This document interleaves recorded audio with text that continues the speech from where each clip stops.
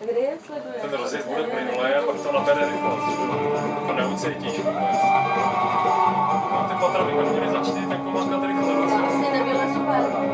No, tak to zrychluje, cítíš? No a teď ty uši. Tak. Takhle hluboko. Pantem. No ale už to jede slušně, ty patra. Už to jede.